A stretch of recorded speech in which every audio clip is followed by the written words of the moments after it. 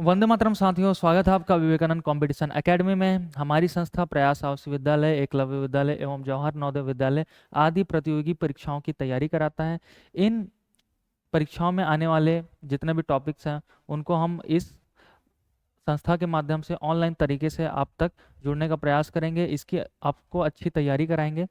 इस सीरीज में हमने पिछली क्लास में देखे थे, पिछले आपने वीडियोस देखे होंगे, तो आपको पता होगा कि हमने एक टॉपिक कंप्लीट किया नंबर सिस्टम का, जिसमें हमने देखा कि नंबर्स कितने टाइप से होते हैं, नंबर क्या होता है, इनका उपयोग हम कैसे करते हैं और किस प्रकार से क्वेश्चन आते हैं। तो इसी सीरीज को आगे बढ़ाते हुए हम अपना आगे के जितने भी टॉपिक्स हैं उसको कवर करेंगे। तो चलिए शुरू करते हैं।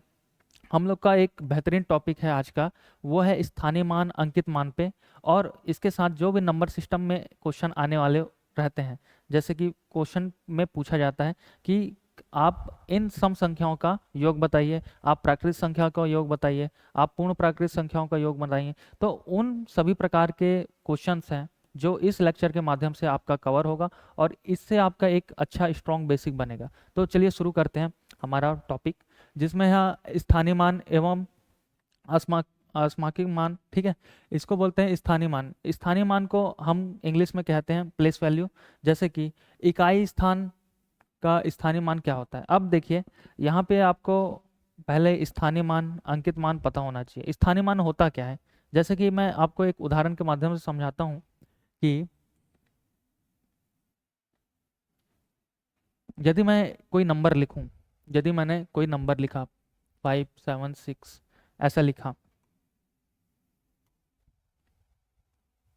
576 लिखा, तो मुझे आप बताइए कि 5 का स्थानीय मान क्या होगा। 5 का स्थानीय मान क्या होगा, देखते हैं कि 5 का स्थानीय मान क्या होता है। जैसे ये कौन से स्थान पे आपको पता होगा, आपने पहले अपने जितने भी प्राइमरी की कक्षाओं में पढ़ा होगा कि इसको हम बोलते हैं इकाई, इसको हम क्या बोलते हैं इकाई, इसको हम बोलते हैं दहाई, इसको हम बोलते हैं सैकड़ा।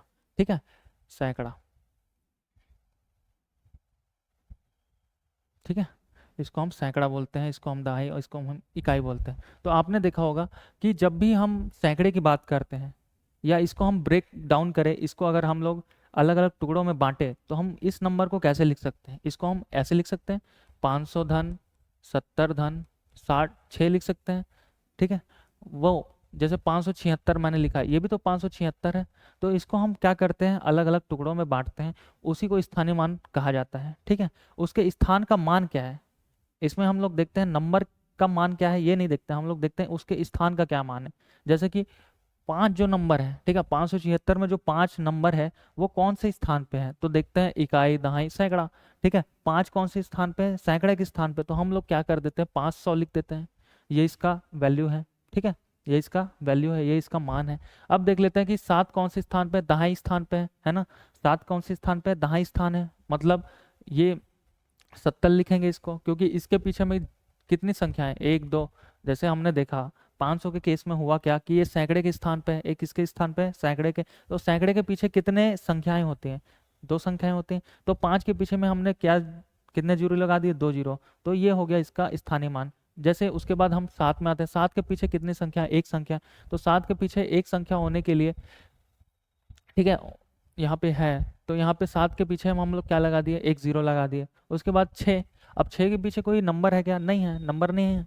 ठीक है, इसके लिए हम लोग क्या किए, कुछ नहीं किया, इसके लिए जीरो वीरो नहीं लगाना है। इससे किससे गुणा करना है, एक से गुणा करना है। देखिए, एक और तरीका है यहाँ पे, जैसे डेफिनेशन में लिखा है उसको भी एक बार हम लोग चेक कर लेते हैं कि इकाई अंक का स्थानीय मान एक, ठीक है, यहाँ पे गुणा है, ठीक है, एक गुणित इकाई का अंक।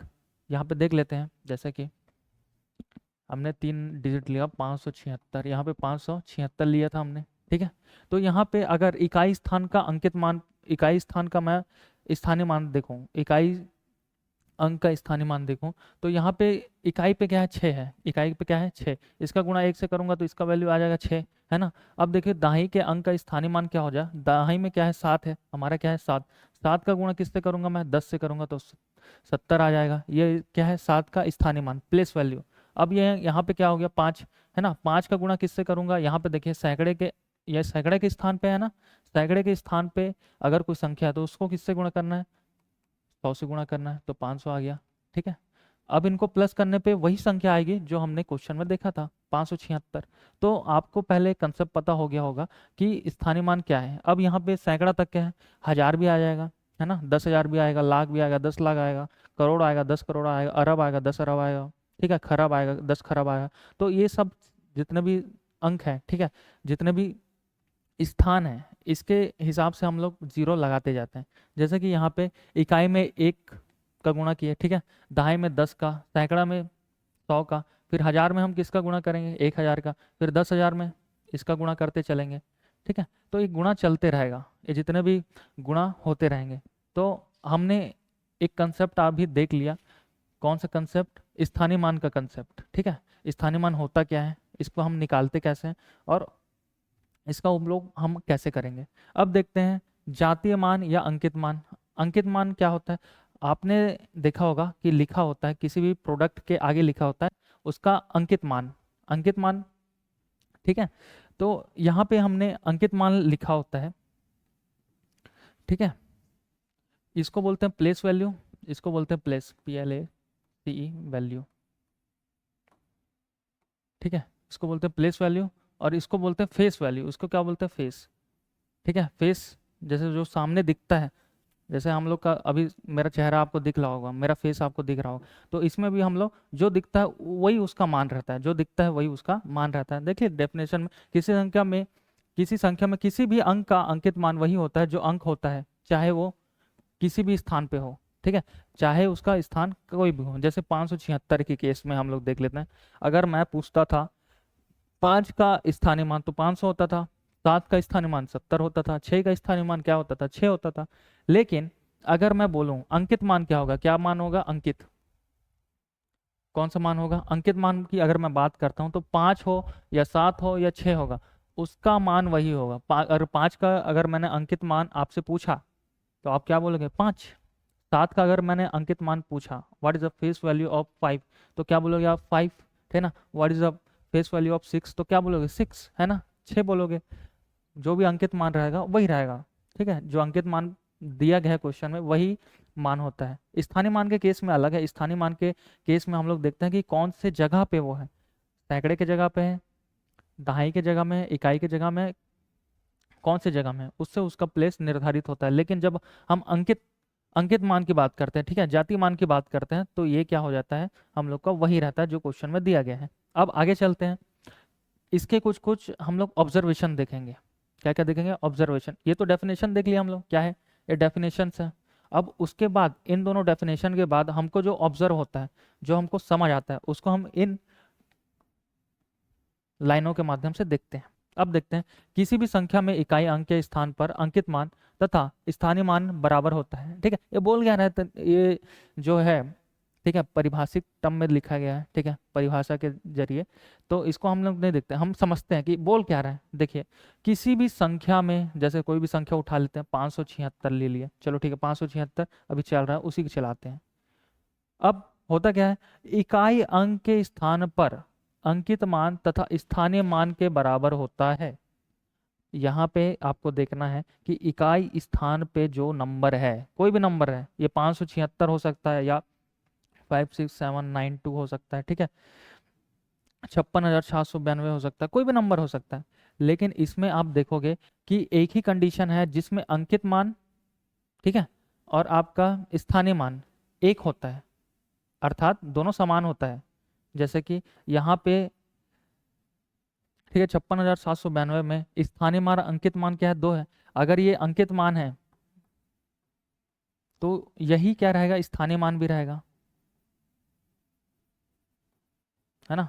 ये जब अंकित मान है तो यही स्थानीय मान रहेगा। ये किसके केस में, इकाई स्थान के केस में है। किसके केस में है, इकाई अंक का जो भी नंबर रहेगा वही हम लोग का क्या रहेगा, स्थानीय मान, और अंकित मान दोनों वही रहेगा। अब चलते हैं आगे, एक और ऑब्जर्वेशन है। क्या है, एक और ऑब्जर्वेशन है। इसमें भी हम लोग वही देखेंगे कि सिमिलैरिटी कहाँ कहाँ हमको दिखाई, इकाई के स्थान पर भी हमको सिमिलर दिखता है, और जब किसी भी संख्या में किसी भी स्थान पर 0 हो तो उसका स्थानीय मान तथा अंकित मान 0 ही होता है। क्या होता है, 0 ही होता है। क्या होता है, 0 ही होता है। अगर मैं देखूं, यहाँ पे अगर क्या लिखूं, हाँ 541 लिखा मैंने, क्या लिखा 541। अगर मैं इसमें जीरो का स्थानीय मान पूछूं, क्या पूछूं, जीरो का स्थानीय मान, ठीक है, जीरो का क्या बोलूं स्थानीय मान, ये क्या रहेगा, जीरो ही रहेगा। जीरो का स्थानीय मान क्या रहेगा, जीरो, चाहे वो कौन से सैकड़े पे हो, दहाई पे हो, इकाई पे हो, जो भी इसका कोई भी स्थान रहे, इसका मान हमेशा क्या रहेगा, जीरो ही रहेगा। अगर मैं यहाँ पे इसका मान अगर हम लोग देखें, इसके पीछे में जीरो भी लगाते चलेंगे, क्या लगाते चलेंगे, जीरो। अगर जीरो है इसका गुणा किससे करेंगे, सैकड़ा है तो 100 से गुणा किए, है ना। जब भी क्या क्या वैल्यू आएगा तब भी वैल्यू हमारा क्या आएगा, जीरो आएगा। तो जब हम लोग कहते हैं किसका मान, जीरो का मान, स्थानीय और अंकित मान दोनों क्या रहता है, एक समान रहता है। तो हमने देखा इकाई स्थान पे भी वही रहता है, और अगर कोई नंबर आया, किसी नंबर, किसी संख्या में कोई नंबर आया, तो वो भी क्या रहेगा, आपका अंकित मान और स्थानीय मान सेम रहेगा। कौन सी कंडीशन में, जब वहां पे क्या हो, जीरो हो, क्या हो, जीरो। तो अब हमने ये देख लिया, ठीक है, नंबर कितने प्रकार के होते हैं, क्या क्या होते हैं, उपयोग क्या करते हैं हम उनका। अब चलते हैं कि प्रमुख सूत्र क्या होते हैं।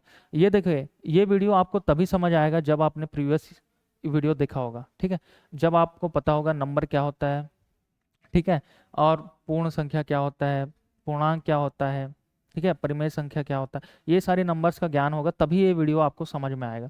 ये क्या है, कंटिन्यू सीरीज चलेगा, इसमें हम लोग सभी टॉपिक को कवर करते चलेंगे। तो चलते हैं आगे कि हमें कौन कौन से सूत्र जो गणित में बेसिक हमको पता होने चाहिए, वो सब सूत्र हम लोग इस वीडियो में देखते हैं, और इसका उपयोग कैसे होता है, इससे क्वेश्चन कैसे आते हैं, हम लोग वो भी देखेंगे। तो चलिए, प्रमुख सूत्र होता क्या है।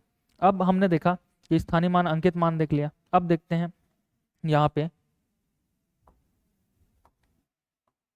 ठीक है, यहाँ देखते हैं किसी संख्या का उत्तरवर्ती, ठीक है, सक्सेसर इसको बोलते हैं, सक्सेसर नंबर, ठीक है, क्या होता है, बोलता है ना उत्तरवर्ती संख्या बताइए, पूर्ववर्ती संख्या बताइए। तो अगर कोई नंबर दिया गया है, जैसे 500 दिया गया है, क्या दिया गया है, 500, 500 का उत्तरवर्ती पूछ दिया, ठीक है, 500 का उत्तरवर्ती संख्या क्या होगा, यहाँ पे दिए गई संख्या क्या है, 500, क्या है 500, इसमें क्या कर देंगे, एक बढ़ा देंगे, क्या हो जाएगा 501। ये क्या हो गया हम लोग का उत्तरवर्ती संख्या, क्या हो गया हम लोग का उत्तरवर्ती संख्या। ये आपके एग्जाम में पूछता ही है, आपका बेसिक स्ट्रांग है कि नहीं, ये क्वेश्चन में पूछा जाता है। तो ये भी ऐसा नहीं है कि ये क्वेश्चन इनरिलेवेंट है, ठीक है, ये हमारे सिलेबस में नहीं आता, नहीं, ये पता होना चाहिए आपको। अगर कोई पूर्ववर्ती क्या होता है पता ही नहीं है, ठीक है, क्वेश्चन बना पाओगे क्या, नहीं, तो ये भी जरूरी है, ठीक है, तो इसको छोड़ना नहीं है, पता ही होना चाहिए। अब देखिए, किसी संख्या का पूर्ववर्ती संख्या क्या होता है, पूर्ववर्ती इसमें पहले का, ये 500 था, वही संख्या लेते हैं, ठीक है, 500 ही नंबर था, उसका पहले कौन सा नंबर आएगा, ठीक है, पहला कौन सा नंबर आएगा, तो इसके फॉर्मूला के हिसाब से 500 माइनस 1 क्या हो जाएगा, 499, ठीक है, 499 आ जाएगा। आप लोग देखते होगे जब टी शर्ट वी शर्ट खरीदने जाते हो तो लिखा रहता है 499, 199, वो क्या यूज करके लिखा रहता है उस पर, प्राइस, ये फॉर्मूला यूज करता है, ठीक है। जितने भी आपको कंपनी दिखते हैं वो कौन सा फॉर्मूला यूज करते हैं, ये वाला, किसी भी संख्या का पूर्ववर्ती संख्या, ठीक है, ताकि प्राइस उनको क्या मिले, कम दिखे, ज़्यादा ना दिखे, ठीक है। तो ये आपने पूर्ववर्ती और उत्तरवर्ती दोनों ले लिया। अब इसके बाद चलते हैं दूसरी संख्या का पता लगाना। अब देखिए, इसमें क्या है, इस फॉर्मूला तब अप्लाई होगा जब आपके पास दो संख्या है, क्या है, दो संख्या। अब दो संख्या कौन सी कंडीशन से जुड़े हैं, आपके गुणा से जुड़े हैं, कौन से संक्रिया से जुड़े हैं, आपके गुणा से जुड़े हैं। देखिए, जैसे कि दूसरी संख्या आपको ज्ञात करना है, और यहाँ पे लिखा क्या है, दोनों संख्याओं का गुणनफल।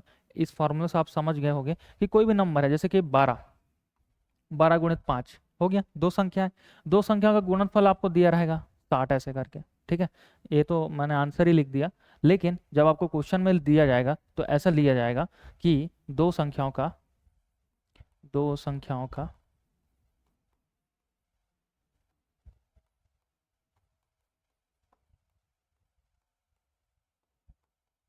ठीक है, गुणनफल क्या है, 60 है, यदि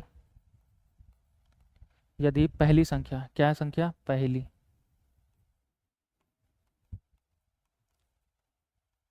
12 है, क्या है 12, तो दूसरी संख्या,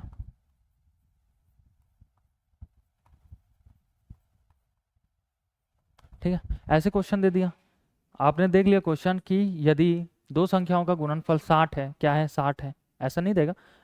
टेक एग्जाम्पल, ऐसी हमने देख लिया कि अगर इस प्रकार का क्वेश्चन आता है, क्योंकि आपको एक बार क्वेश्चन समझना रहता है, उसके बाद आप समझ जाते हो कि बनाना कैसे है। हमको इस फॉर्मूला और इस लेक्चर के माध्यम से ये देखना है कि क्वेश्चन कैसे बनाना है।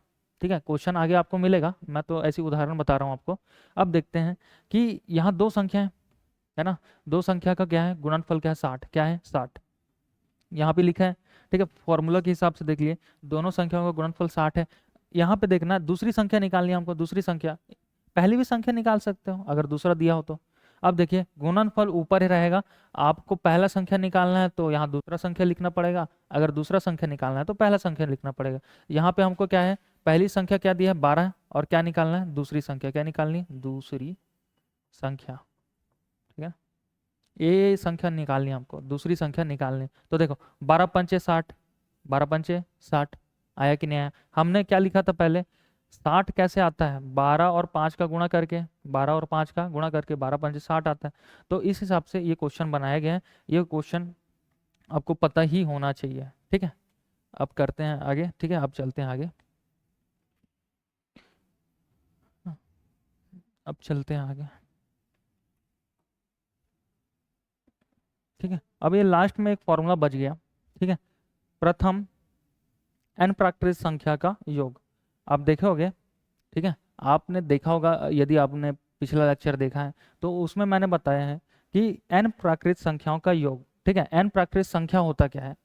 ठीक है, इसमें हम लोग योग देख लेंगे कि n प्राकृत संख्याओं का योग कैसे करना है। हमने पीछे वीडियो में देखा कि प्राकृत संख्या होता क्या है। मुझे एक चीज बताइए कि प्राकृत संख्या होता क्या है। Natural number, what is natural number. मैंने आपको बताया था कि नेचुरल नंबर कहाँ शुरू होता है, एक से। ठीक है, कहाँ शुरू होता है,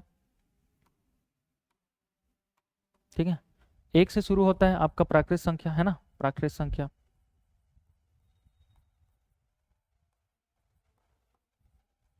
ठीक है, प्राकृत संख्या कहाँ से स्टार्ट होता है, 1 2 3 4 5 6 7, है ना, यहाँ शुरू होता है। अरे होता है कि नहीं होता है, होता है। अब देखिए कि अगर मैं प्रथम n प्राकृत संख्या एक से लेकर कोई भी नंबर लिखूं, जहां तक लिखूं, कहाँ तक, जहां तक इन्फिनिटी तक। ठीक है, कोई भी नंबर देख लूं, एक से लेकर इन्फिनिटी के बीच में कोई भी नंबर लिखूं, और वहां तक पहले से लेकर दूसरा, ठीक है, दूसरा तीसरा, अगर मैं उसको जोड़ते चलूं तो बहुत टाइम हो जाएगा। तो उस टाइम को बचाने के लिए ये फॉर्मूला लाया गया है। कौन सा फॉर्मूला लाया है, ये फॉर्मूला लाया गया है, इस फॉर्मूला को बोलते हैं हम लोग सम ऑफ nth। ठीक है, सम ऑफ nth ना, n natural number, natural number. ठीक है, ये होता है सम ऑफ n नेचुरल नंबर। मतलब आप प्राकृत संख्या में कहाँ तक गए हो, वहां तक की संख्याओं का आपको सम करके ये फॉर्मूला देगा। जैसे कि मैं एक चीज आपको बताता हूँ। ठीक है, जैसे कि मुझे क्वेश्चन में दिया गया कि प्रथम 5 प्राकृत संख्याओं का योग बताइए, प्रथम 5 प्राकृत संख्या का योग, तो मैं क्या करूंगा। ठीक है, अगर मेरे पास ये फॉर्मूला नहीं है तो मैं क्या करूंगा, 1 + 2 + 3 + 4 + 5, ऐसे करते रहूंगा। करूंगा कि नहीं करूंगा। अब देख लेते हैं कि 5, ये कितना हो गया, 5 हो गया। ठीक है, ये कितना हो गया, 5 हो गया। 5 एकम 5, 5 10, 5 3 15, तो इसका सम कितना आया, 15 आया। कितना आया, 15, है ना, कितना आया 15। यदि ये फॉर्मूला पता हो, कौन सा फॉर्मूला पता हो, n। ठीक है, यदि मुझे ये फॉर्मूला पता हो, कौन सा फॉर्मूला, n+1 डिवाइडेड बाय 2, कौन सा फॉर्मूला, n+1 डिवाइडेड बाय 2, तो मुझे ये 15 निकालने के लिए जोड़ने की आवश्यकता नहीं है उतना। कैसे नहीं है, n की जगह क्या लिखूंगा, 5, क्या लिखूंगा 5, क्या लिखूंगा 5, क्या लिखूंगा 5, बटे में क्या लिखूंगा। अब देखो n प्लस है तो 6 लिखूंगा, अरे लिखूंगा कि नहीं लिखूंगा। n क्या है अपना 5, क्या है 5, 5 में एक जोड़े कितना आया 6। ठीक है, बटे में क्या है 2। अब देखो 2 एकम 2, 2 दिया 6। अब ये बचा क्या, 5 गुणित 3, क्या हुआ 5 गुणित 3, इसी को तो 15 बोलते हैं। कैसे, इसी को तो 15 बोलते हैं। तो देखिए अगर आपके पास फॉर्मूला नहीं है तो आपको ऐसा निकालना पड़ेगा। अब देखिए ये 5 तक का कैलकुलेशन था तो हो गया हमसे, अगर 25 तक दे दो तो आप जोड़ते रहोगे, नहीं 25 तक दे दिया तो हम जोड़ते काहे रहेंगे जब ये फॉर्मूला हमको मालूम है। देखिए 25 तक मैंने दे दिया तो 25 तक का देख लेते हैं कि होता क्या है। ठीक है, 25 तक अगर मैंने बोल दिया कि आप बताइए प्राकृत संख्या का योग, ठीक है, तो अब इसको निकालना भी पड़ेगा ना। ठीक है, 25 हो गया, 25 + 1 डिवाइडेड बाय 2। अब ये पूछना मत कि सर ये 25 कहाँ से आया। अरे देखो फॉर्मूला से आया ना। एन हमको कहाँ तक का संख्या चाहिए? 25। 25 प्राकृत ना, 25 प्राकृत संख्या का योग क्या है? 25 प्राकृत संख्या का योग। अब देखिए फॉर्मूला के हिसाब से हमने पुटअप कर दिया वैल्यू। एन क्या है? 25। ठीक है, 25 प्लस 1 डिवाइडेड बाई 2 इस फॉर्मूला के अकॉर्डिंग। ठीक है, एन प्लस 1 डिवाइडेड बाई 2 के अकॉर्डिंग। अब देख लेते हैं ये क्या हुआ, 25 हो गया है ना। अब गुणे में रहेगा है ना, कोष्टक हम लोग अब बोर्ड मास भी पढ़ेंगे, इसके बाद बोर्ड मास पढ़ाऊंगा मैं।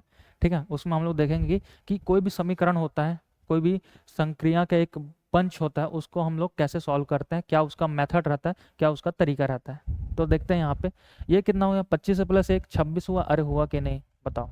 ठीक है, डिवाइड में 2। अब देखिए एक तो सम संख्या है, एक विषम संख्या है ना। दो क्या है? सम संख्या, तो सम संख्या काटेगा है ना। 2 एकम 2, 2 एकम 2, 2 तिया 6। अब देखिए 25, 25 का पहाड़ा 13 बार पढ़ना, तो 25 तिया 75 क्या है? 25 तिया 75 का 5 हाजिर 7, 25 से कम 25, 25 से कम 25 प्लस 7 कर लो। देखिए यहाँ पे क्या आ गया, यहाँ पे 3 2 हाजिर 1 3 है ना। तो 300 कितना आ जाएगा? 25 आ जाएगा है ना, 325 आएगा। देख लो कैलकुलेशन ठीक है कि नहीं। ठीक है, अब देख लो यहाँ का 13 गुणा 25 किया तो कितना आ गया? 325। तो इसी प्रकार आप लोग क्या निकाल सकते हो, बहुत से जितने भी प्राकृत संख्या तक पूछे तो आप निकाल सकते हो इस फॉर्मूला के माध्यम से। यदि ये फार्मूला नहीं मालूम तो आप कैसे करके निकालोगे? प्लस करके। तो ये फार्मूला बहुत महत्वपूर्ण है, आपकी कॉपी में होना चाहिए। तो चलिए आगे चलते हैं हम और जितना भी कंसेप्ट है उसको देखने।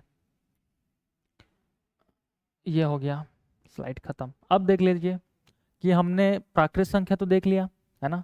सर जी हमने क्या देख लिया? प्राकृत संख्या देख लिया, लेकिन आपने तो क्या पढ़ाया था? पूर्ण संख्या भी तो पढ़ाया था। तो सर यदि हमने प्राकृत संख्या का फॉर्मूला देखा तो क्या वैसे ही पूर्ण संख्या का फॉर्मूला हो सकता है? हाँ हो सकता है, और होता है। इसका फॉर्मूला होता है एन माइनस 1 डिवाइडेड बाई 2। क्योंकि देखिए आपने प्राकृत संख्या कहाँ से स्टार्ट होता है? आपका प्राकृत संख्या स्टार्ट होता है 1 से, है कि नहीं। और पूर्ण संख्या कहाँ से स्टार्ट होता है? 0 से। तो अगर मैं एक संख्या घटा दूं, अगर फॉर्मूला से एक संख्या घटा दूं, प्राकृत संख्या के फॉर्मूला से एक संख्या घटा दूं, ठीक है, एक टर्म्स घटा दूं, तो मुझे क्या पूर्ण संख्या मिल जाएगा? डेफिनेटली मिलेगा। तो इसके फॉर्मूला में कोई ज़्यादा डिफरेंस नहीं है, कोई ज़्यादा डिफरेंस नहीं है। आपको देख के फॉर्मूला ऐसे लगेगा कि सर ये प्राकृत संख्या का फॉर्मूला तो नहीं लिख दिया आपने, लेकिन नहीं, ऐसा नहीं है। यहाँ हम देखते हैं कि जो आप लोग का प्राकृत संख्या का फॉर्मूला क्या था, देख लेते हैं यहाँ पे। ठीक है, हमने क्या देखा था? प्राकृत संख्या। कौन सी संख्या?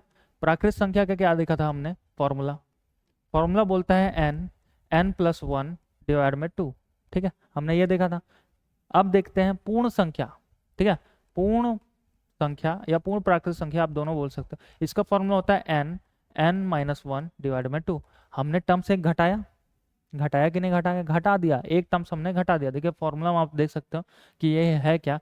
प्रथम एन पूर्ण संख्याओं का योग। अब देख लेते हैं, हमने उदाहरण में क्या देखा था? 1 से 5 तक का हमने क्या किया था? सम किया था।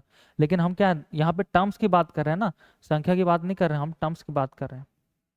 मुझे बताओ कि अगर पूर्ण संख्या की बात किया, प्रथम पूर्ण, प्रथम, ठीक है, प्रथम 5 पूर्ण संख्याओं का योग, प्रथम पूर्ण 5 संख्याओं का योग। अगर मैंने ये क्वेश्चन लिखा आपको, होता क्या है, तो आप कहाँ शुरू करोगे? आप कहाँ शुरू करोगे? 0 से। कहाँ शुरू करोगे? 0 से। ये हो गया 0, 1 2 3 4 5 लिखूंगा क्या? नहीं। 5 लिखूंगा क्या? नहीं। क्यों नहीं लिखूंगा? सर देखिए यहाँ पे 1 2 3 4 5। सर ये तो 5 नंबर हो गया, हम लोग को पूर्ण संख्या तो यहाँ से स्टार्ट होता है 0 से, तो 0 को हमने इंक्लूड किया तो 5 हट गया, है कि नहीं। अगर हम लोग प्राकृत संख्या की बात करते हैं तो सर 1 से स्टार्ट करते और 1 से 5 तक जाते, लेकिन हम लोग स्टार्ट कहाँ से किए? 0 से किए। तो हमारे पास कितना टर्म्स आ गया? ये पहला है ना टर्म्स, दूसरा, तीसरा, चौथा, पांचवा, 5 टर्म्स है हमारे पास। क्या है? 5 टर्म्स है ना। अब देखते हैं इस फॉर्मूला में पुटअप करने से पहले हम इसको जोड़ लेते हैं ताकि ये वेरीफाई हो जाए। यह देखिए हम लोग पहले फॉर्मूला में पुटअप कर लेते हैं, उसके बाद देखेंगे हम लोग। यहाँ पे क्या है? 5, कितनी थी टर्म्स? 5 थी, है ना। और यहाँ पे एन क्या था? 5 था, -1 डिवाइड में 2। अब देखिए ये 5 में 1 घटा दोगे कितना आएगा? 4, बटा में 2, तो 2 एकम 2, 2 दूनी 4, 5 दूनी 10, कितना हो गया 5 दूनी 10। इसका उत्तर आ गया हमको 10, फॉर्मूला के हिसाब से 10 आ रहा है। चलो ठीक है, हम इसको क्रॉस चेक कर लेते हैं, है ना, हमारे सिंपल मेथड से। ठीक है, जो हमने बेसिक से देखा है कि अगर मैंने बोला कि 0 + 1 + 2 + 3 + 4, यही तो है हम लोग का 5 प्रथम पूर्ण संख्या, है ना। इसको प्लस करके देख लेते, 1 और 2 3, 3 2 3 3 6, 6 4 10, है ना। क्या गया 10, क्या गया 10 आया। हम हमारे फॉर्मूलाज भी आया था और इससे भी आ गया, बेसिक मेथड से हमने दोनों को क्रॉस चेक कर लिया, आया है हमारा आंसर। अब देख लेते हैं कि आगे कौन कौन से फॉर्मूला हमको पता होने चाहिए। हमने देख लिया सर प्राकृतिक संख्या का सम देख लिया, पूर्ण प्राकृतिक संख्या का भी सम देख लिया। अब हम लोग सम देखेंगे सम संख्याओं का और विषम संख्याओं का। ये भी संख्या पढ़े थे ना हमने, है ना। सम संख्या भी होता है सर, विषम संख्या भी होता है, तो इसका फॉर्मूला कैसे होता है। तो देखिए, आप मुझे बताइए, आप मुझे बताइए, अगर मैं एक संख्याओं को क्रम से लिखूं, क्या क्रम से लिखूं, अगर मैं संख्याओं को क्रम से लिखूं 1 2 3 4 5 6 7 8 9 और 10, अगर मैंने संख्याओं को क्रम से लिखा 10 तक, अब मुझे बताइए इसमें कितने सम संख्या होंगी, कितने विषम संख्या होंगी, आप बता सकते हो। 1 2 3 4 5, है ना, 1 2 3 4 5, ये नंबर्स क्या है, विषम है, क्या है विषम। ये सम संख्या क्या है, सम 1 2 3 4 5, ठीक है। अगर संख्याएं एक टर्म्स में है, एक अगर 10 संख्या, अगर सम संख्या है दोनों, तो आधे आधे क्या रहेंगे, आधे सम रहेंगे आधे भी सम रहेंगे। तो ये भी फॉर्मूला वैसे ही डिराइव होता है कि जैसे कि आपने n प्राकृतिक संख्याओं का सम पूछा, n प्राकृतिक संख्याओं का सम पूछा, तो हम क्या करते थे, नंबर को डिवाइड करते थे 2 से, है ना। लेकिन डिवाइड नहीं करेंगे क्योंकि हमने विषम संख्या को छोड़ दिया, क्या कर दिया, विषम संख्याओं को छोड़ दिया। तो हमने अगर विषम संख्याओं को छोड़ दिया तो जो हमारा फॉर्मूला बनेगा वो बनेगा n+1, ठीक है। ये हम लोग का फॉर्मूला रहेगा सम संख्याओं का योग, सम संख्याओं का योग, ठीक है। ये भी फॉर्मूला एक फॉर्मूला से डिराइव होता है, लेकिन उसको हम कब पढ़ेंगे, जब हम लोग श्रेणी पढ़ेंगे। श्रेणी मतलब आप लोग का क्रम, क्रम पढ़ेंगे, ठीक है। उसमें हम ये फॉर्मूला डिराइव करेंगे कि ये फॉर्मूला आता कहाँ से, ये फॉर्मूला ये फॉर्मूला ये फॉर्मूला आता कहाँ से, वो सब हम लोग डिराइव करेंगे, ठीक है। अब देखते हैं कि इस फॉर्मूला का यूज़ कैसे करेंगे। सर मुझे बताइए, आप 4 सम संख्याओं का योग बताइए, प्रथम 4 सम संख्याओं का योग, ठीक है। आपने मुझसे पूछा कि 5 सम संख्याओं का योग बताइए, ठीक है, 4 4, ठीक है। आपने मुझे पूछा कि प्रथम 4 सम संख्याओं का योग बताइए, तो सम संख्या कहाँ शुरू होता है, 2 से। अरे 2 से होता है ना, 2 का जोड़ी बन रहा है, चप्पल भी जोड़ी में पहनते हो, ठीक है ना, पिछले लेक्चर में आपसे बताया था, ठीक है। इयररिंग्स भी डबल होती हैं, ठीक है, 2 होते हैं, तो 2 हो गया पहला, फिर 4, फिर 6, फिर 8, फिर कितना हो गया, ये तो हो गया क्या 4, हाँ ठीक है 4 हो गया। अब देखो कि यहाँ पे 2 और 4 कितना हो गया, 6, 6 6 कितना हो गया 12, 6 6 कितना हो गया 12, 12 + 8 कितना होता है 20, कितना होता है 20। अब देख लेते हैं इसको फॉर्मूलास लाएं, ला लें, चलो ठीक है देखते हैं। मुझे बताओ कि टर्म्स कितना है 4, टर्म्स कितना है 4, 4 + 1, 4 + 1, यही है ना। इसका फॉर्मूला है ना n+1, हो गया, आ गया सम संख्याओं का योग। देखो यहाँ पे क्या रहेगा 4, क्या रहेगा 4, टर्म्स है ना, ये जो क्वेश्चन में लिया रहेगा वही संख्या लिखना है आपको, ठीक है 4। अब देख लो यहाँ पे 4 + 1, 4 + 1, और यहाँ पे 4 × 5, है ना, 5 × 4 20 आया था हम लोग का, है ना। अगर हम इसको प्लस करेंगे 2 4 6 और 8 को प्लस करेंगे तब भी कितना आएगा 20 आएगा। अगर हम इस फॉर्मूला के माध्यम से निकालेंगे तब भी क्या आएगा 20। लेकिन ये तो छोटा था, है ना, मैंने 4 बोला था, अब 40 बोलेगा तो क्या करोगे फिर, है ना।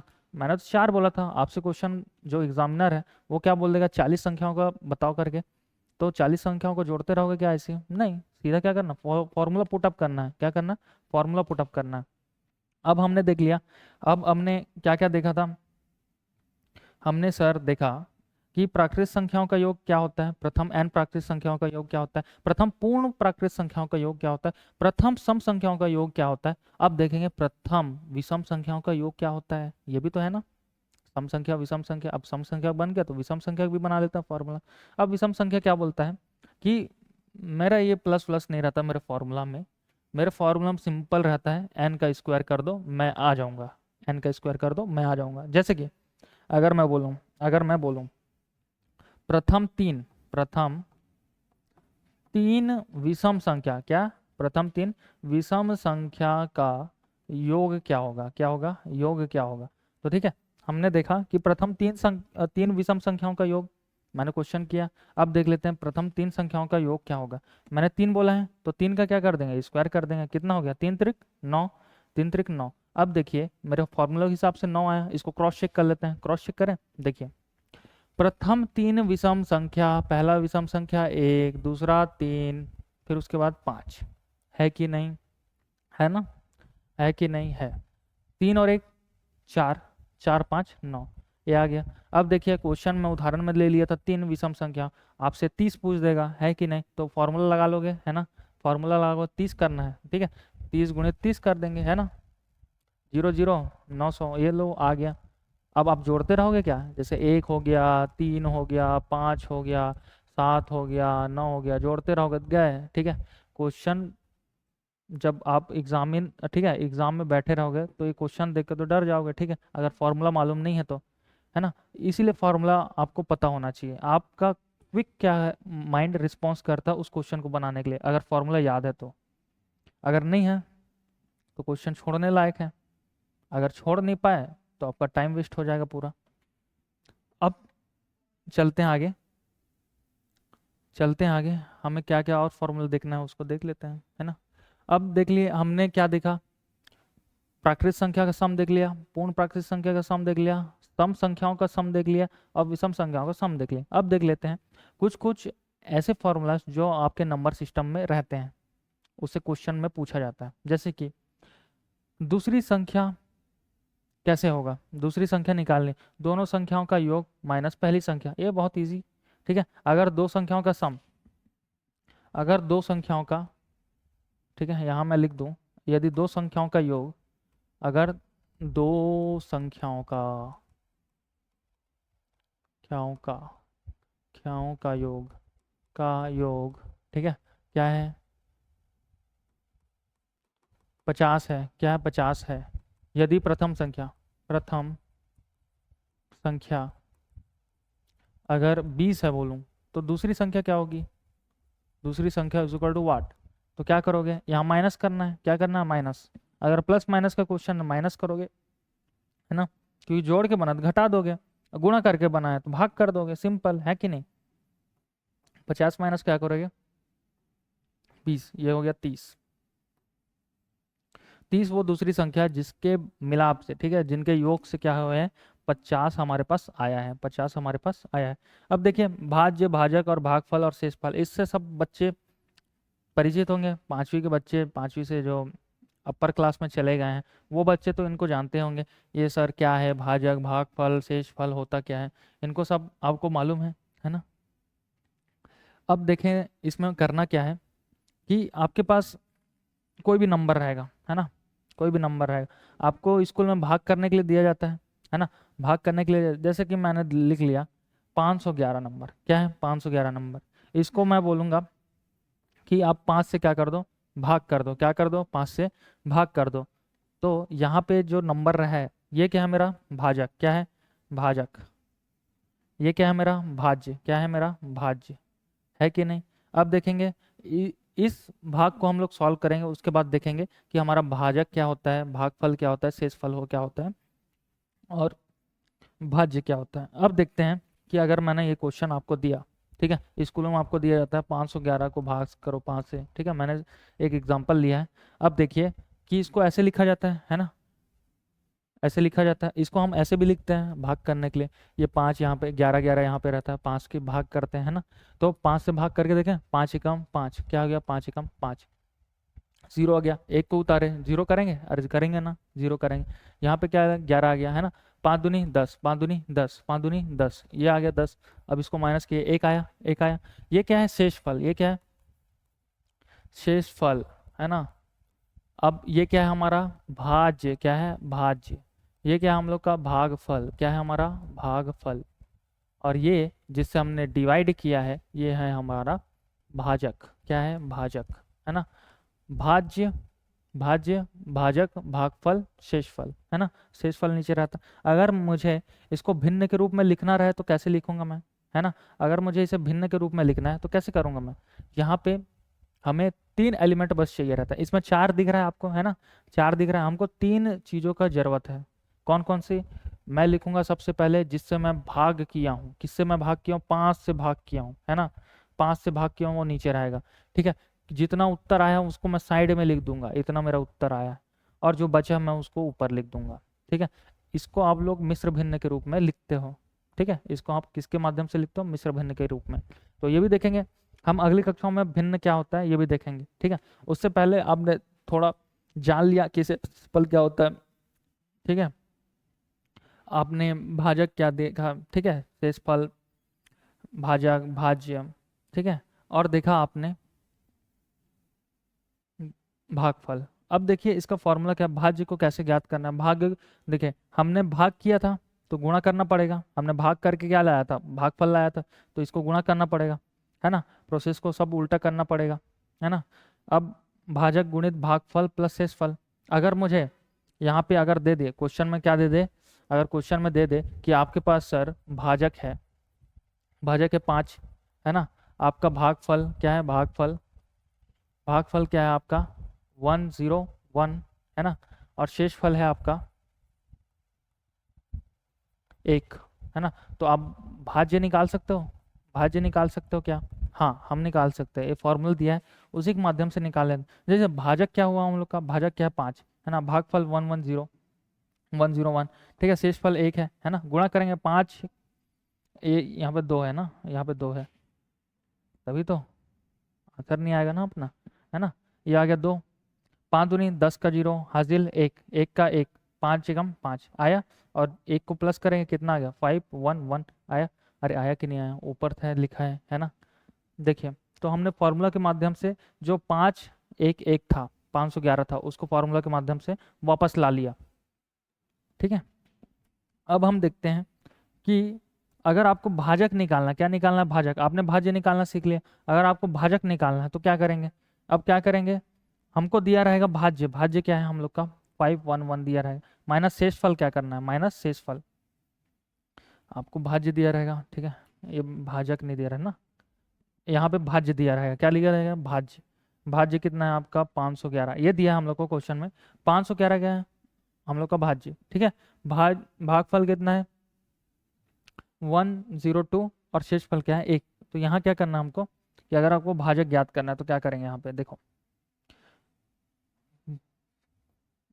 भाज्य है यहाँ पे 511, 511 माइनस शेषफल 1 है, बटम क्या करेंगे? 102 करेंगे। अब देखो ये 5 1 0 आया यहाँ पे, 5 1 0 और 0 102, ये हम लोग का भागफल है। अब देखो कि 112 के पहाड़े में 510 कितने टाइम्स में आता है?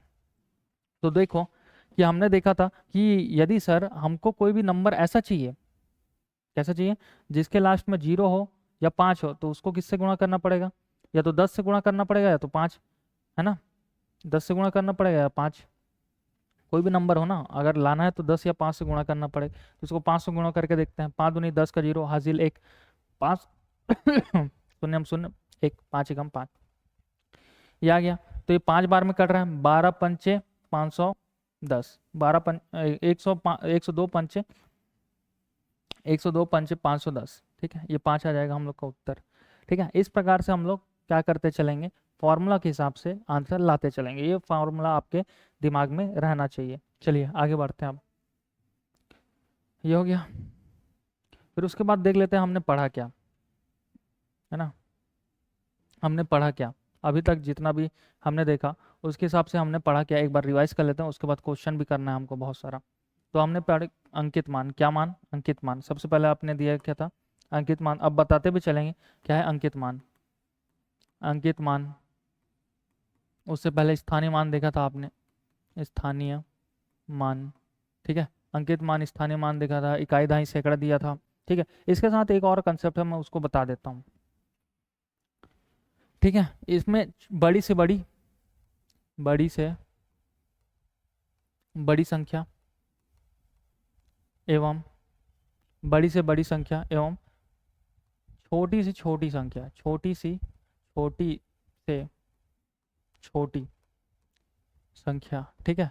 ये जो कंसेप्ट है पूछा जाता है ना एग्जाम में, प्रयास और नवोदय नवोदय के एग्जाम में तो पूछा जाता है, ठीक है। एकलव्य के एग्जाम में भी पूछा जाता है कि यहाँ पे अगर अंक दे दूं, यहाँ पे क्या दे दूं, अंक।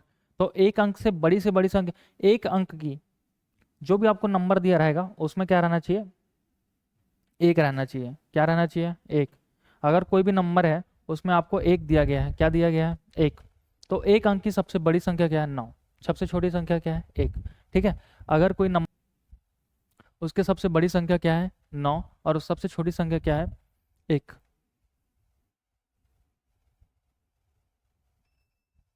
ठीक है। अगर किसी नंबर की, अगर नंबर एक है, उसकी बड़ी से बड़ी संख्या बोलूंगा तो 9 बोलोगे, और छोटी संख्या बोलूंगा तो एक, ठीक है। अगर दो अंक की सबसे बड़ी संख्या बोलूंगा तो क्या बोलोगे, 99। क्या बोलोगे, 99, और इसको बोलोगे 10, है ना। इसमें 0 लगाते जाना है, इसमें 9 लगाते जाना है, लिखो फिर, ठीक है। इसमें 9 लगाते जाना है, इसमें 0 लगाते जाना है, इसमें 9 लगाते जाना है, इसमें 0 लगाते जाना है ना। ये हो गया, इतना सिंपल है। यदि आपको एक अंक का सबसे बड़ी संख्या पूछे या एक अंक की सबसे छोटी संख्या पूछे, आप बता सकते हो, हाँ बता सकते हैं। अंक रहना चाहिए, क्या रहना चाहिए, अंक। यदि यहाँ एक बोला है तो एक ही रहेगा, क्या रहेगा, एक ही रहेगा। अब देखो 9 है यहाँ पे 10 आया, क्योंकि 10 से पीछे क्या आ जाएगा, 9 आ जाएगा, क्या आ जाएगा, 9, है ना। तो इस कारण वो एक अंक ही बन जाएगा। जब दो अंक की बारी आएगी तो सबसे पहले 0 0 लगने वाले जितने भी रहेंगे, 10, 1000, 100, ये सब आते रहेंगे, ठीक है। और जो अगर बड़ी से बड़ी बोल रहे हो तो 99, 99, 999, ठीक है, 9999, ये सब आते रहेंगे। 5 की बोलेंगे तो 5, 9 लिख देना यहाँ पे, ये लिख देना, है ना। 4 है ना, 3 है, 3 आ गया, ये 4, ठीक है। ऐसे ही करते चलेंगे, ठीक है ना। बड़ी से बड़ी संख्या, छोटी से छोटी संख्या, ये पता होना चाहिए। और हमने अभी अभी क्या देखा कि स्थानीय मान होता क्या है, अंकित मान होता क्या है। हमने सम देखा, कितना, नेचुरल नंबर, नंबर का सम देखा, है ना। नेचुरल नंबर का सम क्या होता है, n+1 डिवाइडेड बाय 2, है ना। ये देखा हमने। अब देखा हमने पूर्ण संख्या, क्या बोले, होल नंबर, ठीक है। उसका सम देखा, है ना। उसका सम क्या होता है, n-1 डिवाइड में 2, ठीक है। हमने क्या देखा, ऑड नंबर, ठीक है। पहले इवन लिख लेते हैं। इवन नंबर का सम देखा, है ना। इवन का सम क्या होता है, n+1 यही होता है, ठीक है। ऑड का सम क्या होता है, ऑड नंबर ऑफ nth, ठीक है। nth लिख देता ना यहाँ पे, nth, यहाँ पे nth इवन नंबर का सम, nth इवन सम इतना होता है, nth ऑड सम कितना होता है, n², ठीक है। जो भी इंग्लिश मीडियम वाले बच्चे हैं वो भी ऐसा ना सोचे कि इंग्लिश में नहीं पढ़ा रहे हैं, इंग्लिश में भी चलेगा, बाइलिंगुअल चलता है। जो आपका ऑफलाइन कक्षाएं होती हैं बाइलिंगुअल होती हैं, ऑनलाइन में जो हिंदी माध्यम वाले बच्चे हैं उनको बताना पड़ता है, ठीक है। आप हमारी ऑफलाइन कक्षाएं भी आ सकते हैं, देखा था आपने। और इसके अलावा आपने जितने भी कंसेप्ट अभी देखे उसका हम लोग क्वेश्चन करेंगे। तो आगे बढ़ते हैं। आपने भाज्य भाजक, ठीक है, भागफल शेषफल देखा, दो संख्याओं का गुणनफल इतना है तो पहली संख्या आपको दिया रहेगा, दूसरी संख्या बताना है आपको। और एक में दिया रहेगा कि प्लस माइनस करने के बाद आपको जो संख्या आई, प्रोडक्ट आया, तो अगर एक संख्या दिया होगा तो दूसरी संख्या निकाल सकते हो प्लस माइनस करके। तो ये सभी चीज़ें आपकी समाप्त होती हैं। इसके बाद हम लोग चलते हैं क्वेश्चन क्वेश्चन प्रैक्टिस करते हैं अब, है ना। ये सारे क्वेश्चंस हैं, है ना। आपको कुछ कुछ होमवर्क में मिलेगा और कुछ कुछ यहीं बनाएंगे हम लोग, बनाने का तरीका देखेंगे, है कि नहीं। अब देखो होता क्या है इसमें, आपको आपने कंसेप्ट देखा पूरा। अब ये क्वेश्चन तब बनेगा जब आपका पहला वीडियो और दूसरा वीडियो आपने दोनों देख रखा होगा तब। क्या है, दोनों वीडियो आपने देख रखा होगा, तभी आप ये क्वेश्चंस बना सकते हैं। मुझे बताइए कि ये जो नंबर लिखा गया है ना, नंबर कोई भी हो, देखना क्या है हमको, क्वेश्चन में देखना क्या है, पूछा क्या है, 9 का स्थानीय मान है ना, 9 का स्थानीय मान क्या होगा। अब देखिए 9 कहाँ पे, ये देखिए 9 कहाँ पे, ये देखिए यहाँ पे है 9। अब ये देखिए 9 का स्थान क्या है, इकाई में है, दहाई में है, सैकड़ा में है, हजार में है कि 10,000, कितने हजार में है, 10,000 में।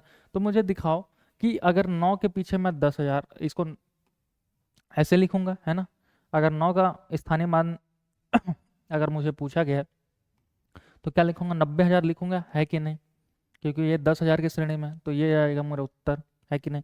छः का स्थानीय मान और अंकित मान का अंतर, अब देखिए आपने कंसेप्ट पढ़ा था अंकित मान और स्थानीय मान, है ना। अब ये दोनों कंसेप्ट को मिला के क्या दे दिया क्वेश्चन, अब देखते हैं यहाँ पे होता क्या है कि 6 है, 6 का स्थानीय मान का स्थानीय मान, ठीक है। 6 का स्थानीय मान क्या होगा, देखिए इकाई दहाई सैकड़ा, क्या है इकाई दहाई सैकड़ा, तो यहाँ पे 6 गुणित क्या कर दूंगा, 100 करूंगा, 600 आएगा, है कि नहीं।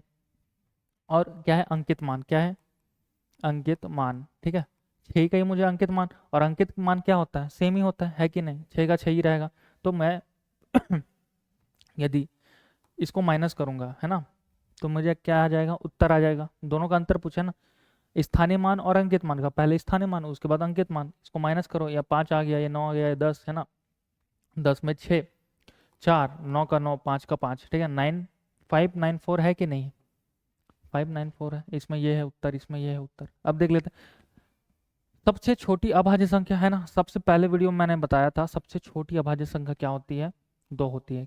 क्यों होती है 2, क्योंकि 2 इसके फॉर्मूला के हिसाब से, एक बार फिर मैं बता देता हूँ, ऐसी संख्या जिनके सिर्फ 2 क्या हो फैक्टर्स हो, 2 ही संख्या उनको काट सकते हैं, और उसको क्या बोलते हैं अभाज्य संख्या, और सबसे छोटी अभाज्य संख्या है 2। एक को क्यों नहीं लेते, क्योंकि एक तो एक ही से कटेगा, उसके अलावा कोई नंबर है ही नहीं जो एक को काटे, है कि नहीं। तो जो सबसे छोटी अभाज्य संख्या क्या है, 2 है। अब देखते हैं 1 से 20 तक की अभाज्य संख्याओं का योग, कौन सी संख्या का, अभाज्य संख्याओं की योग पूछा है ना। अब देख लो 1 से 20 तक जितने भी अभाज्य संख्या हैं, देख लो यहाँ पे 1 से 20 तक, इसको कैलकुलेट ही करना पड़ेगा ना, इसका फॉर्मूला नहीं है हमारे पास। तो देख लो 2 है, उसके बाद 3 है, 5 है,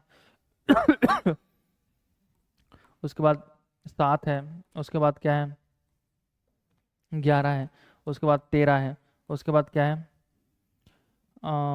17 है, ठीक है ना, 19 भी है ना, 19 है। तो 20 तक की इतनी ही हमारे पास अभाज्य संख्या है ना। आपको मैंने पिछले वीडियो में बताया था कि 1 से लेके 100 तक हमारे पास कितनी अभाज्य संख्याएं होती हैं, 25 अभाज्य संख्या होती हैं, और हमारे 1 से लेकर 20 तक कितनी अभाज्य संख्या होती हैं उसको हमने लिख दिया है। अब देखते हैं होता क्या, 2 और 3 कितना होता है 5, 5 5 10, 10 10 17, 17 प्लस 11 ये 18, 28 होता है, ठीक है। 28 प्लस 13 कर दो, है ना, ये आ गया, ये 41 हो गया ना, 41 प्लस 17 करो, यहाँ पे ये आ गया 8, ये हो गया 58, 58 में फिर 9 प्लस कर दो, 8 और 16, 17 के साथ हासिल एक, है ना, 5 और 1 6, 6 और 1 7, है ना, 7, यहाँ पे एक रहेगा ना, यहाँ पे एक रहेगा, 77 है क्या हमारे इसमें क्वेश्चन में, हाँ 77 है आंसर। तो इसको आपको कैलकुलेट ही करना पड़ेगा, है ना, कैलकुलेशन अच्छा होना चाहिए, स्पीड होना चाहिए, है ना।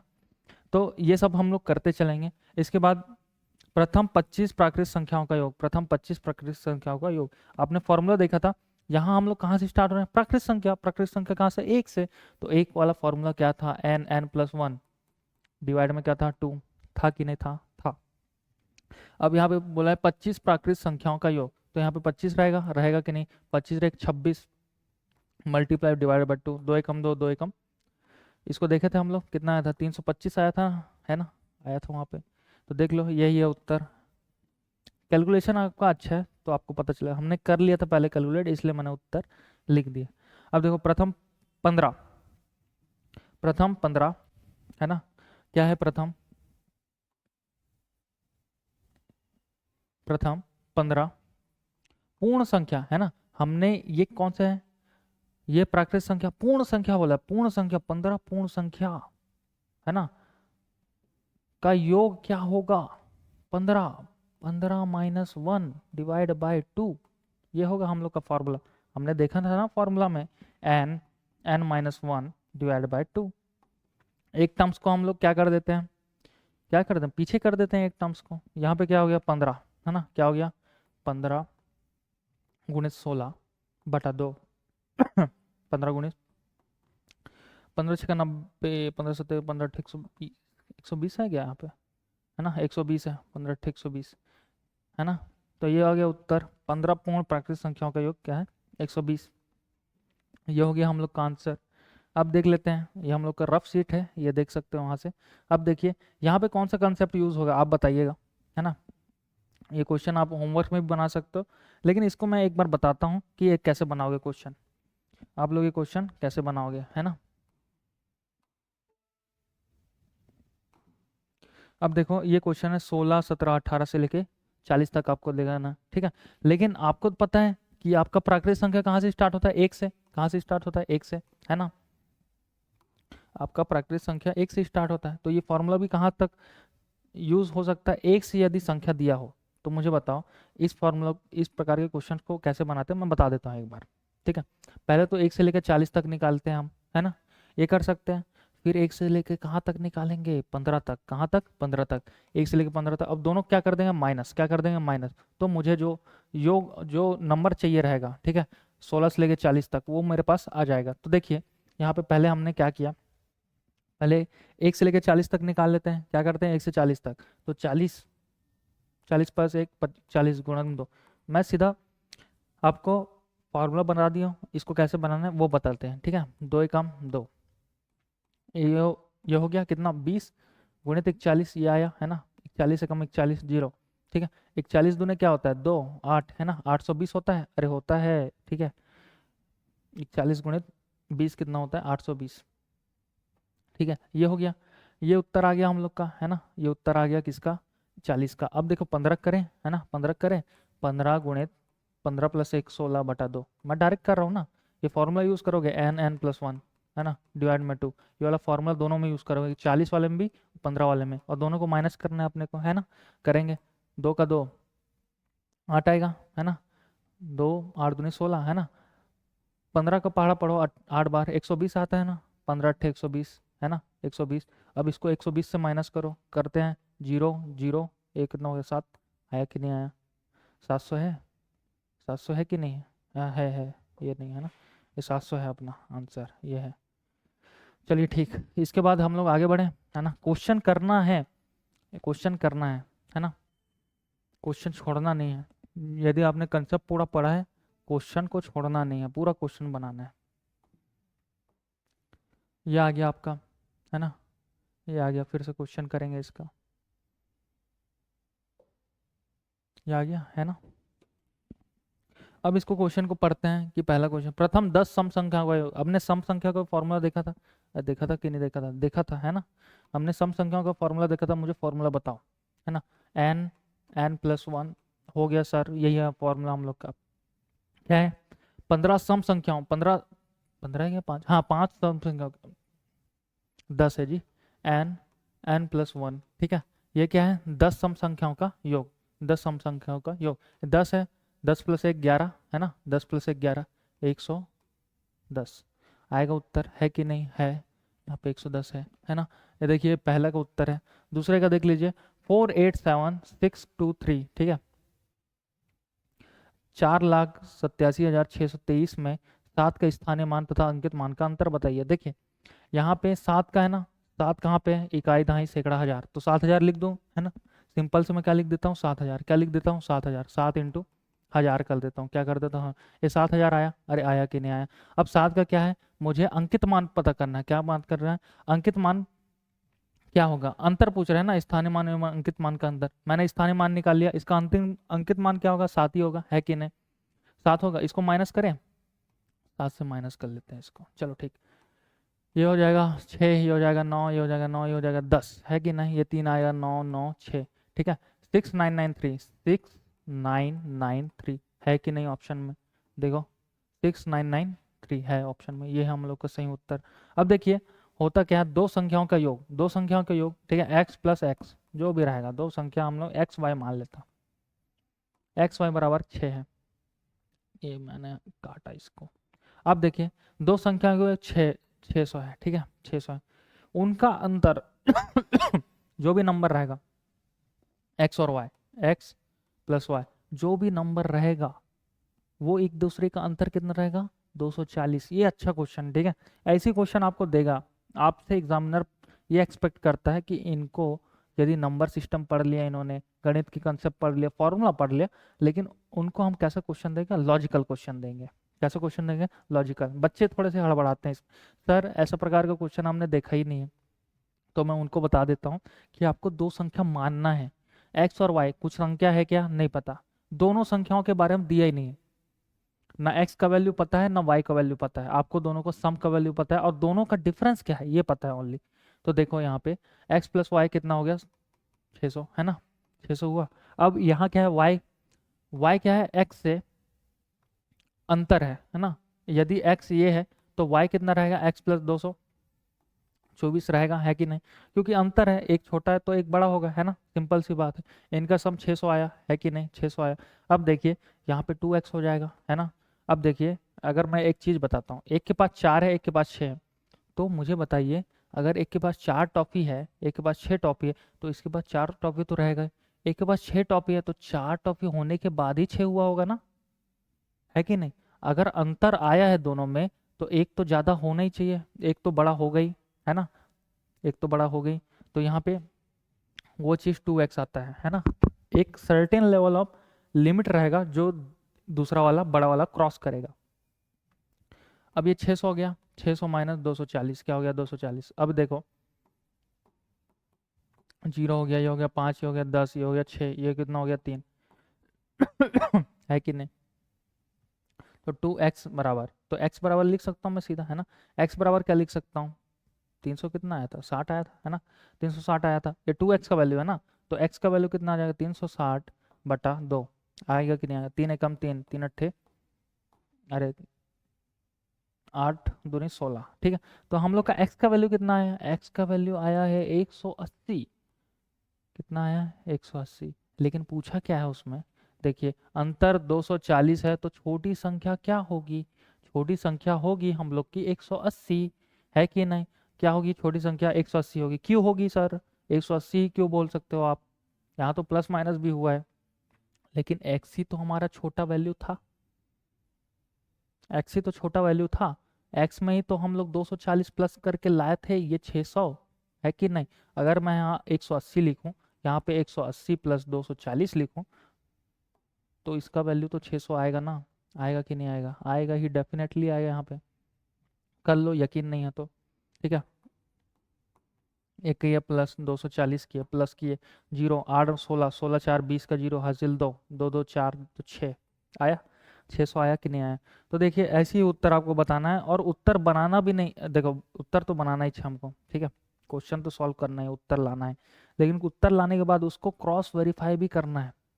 तो दोनों एबिलिटी होना चाहिए, या तो आपके पास फास्ट कैलकुलेशन होना चाहिए, उसके साथ साथ आपके पास क्या होना चाहिए, इसको वेरीफाई करना है, वेरीफाई करना है, ठीक है, वेरीफाई करने भी आना चाहिए कि मैंने जो क्वेश्चन बनाया वो एक्चुअल में सही है कि नहीं, ठीक है, ये हो गया। अब देखो कि दो संख्याओं का गुणनफल 400 है, यदि उसकी एक संख्या 25 है तो दूसरी संख्या, अब गुणा किए हैं, क्या किए हैं, x गुणित y किए हैं, कितना आया है 25 आया है, अरे 25 क्या 400 आया, कितना आया 400 आया। उसमें यदि x का वैल्यू 25 है तो y का वैल्यू पूछ दिया है, तो 400 ऐसे करेंगे, y इधर रहेगा, है ना, 400 पे डिवाइड होगा, 25 आया, 25 से कम 25, 25 से कम 25, कितना बचा 5, ये कितना बच गया एक, है ना, 150 बच गया, 25 पंचे 125, 25 का 112, तो दूसरी संख्या क्या है 16, क्या है 16।